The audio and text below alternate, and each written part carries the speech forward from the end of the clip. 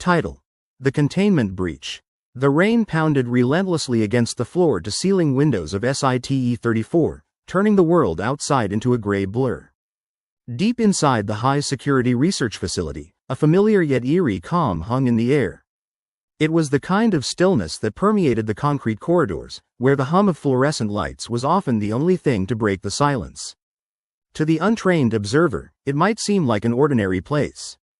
But to those who knew, it was home to anomalies far beyond human comprehension, anomalies that sometimes managed to escape. Anna had always found a certain thrill in working at the SCP Foundation. Just the thought of working with some of the world's weirdest, creepiest secrets thrilled her. She had her eyes set on the containment of SCP-811, a swamp woman who could secrete a lethal toxin. Today, however, unsettling rumors of containment breaches flitted through the halls like restless ghosts. "Did you hear about the power grid failure in Sector 6? One of the junior researchers whispered as Anna walked down the hallway. "They say SCP-682 got loose." "Impossible," she replied, trying to keep her voice steady. "They reinforced the containment cell 2 months ago." "Yeah, well, something's definitely off," he insisted, his eyes darting nervously as they both approached the reinforced door marked SCP-811. Inside her chamber, the swamp woman was agitated, thrashing in her containment pool. The water bubbled as if boiling, and Anna felt an unfathomable chill crawl up her spine. The others were already on high alert, but she didn't understand why everyone was so anxious.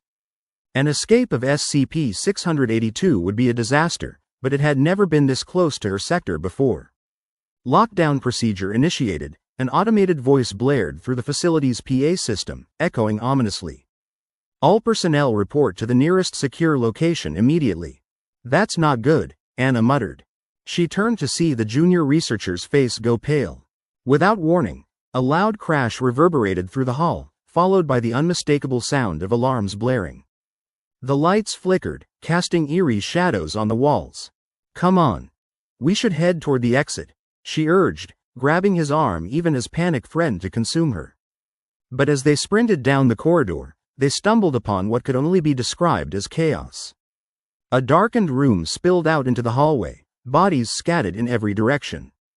An unseen hand of dread reached out, clutching Anna's throat. Her mind raced with terrible images, but instinct took over. "Where is everyone?" she gasped, trying to see through the haze of fear. Then they heard it, a low rumble that quickly escalated into a deafening roar. 682, the junior researcher shouted, his eyes wide in terror.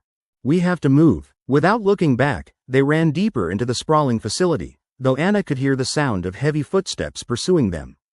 They veered around corners, the walls adorned with steel-reinforced doors, reinforced glass panels, and whispered secrets of entities contained within. She stumbled upon a containment room labeled SCP-173. The statue was supposed to be harmless if it remained contained. A thrill of morbid curiosity slammed into her as she seemed to hear its eyes follow her. They passed without slowing, but Anna couldn't help but glance back, and for just a moment, she thought she saw it shift. "Anna, focus!" the junior researcher yelled, pulling her back to reality. They reached an emergency exit, a door reinforced with steel and mechanics. As Anna attempted to push it open, she could feel the ground tremble with impossibly heavy footsteps. Just as she thought the door might yield, it jolted violently, a dark shadow loomed behind them. "Move!" she screamed, throwing her weight against the door.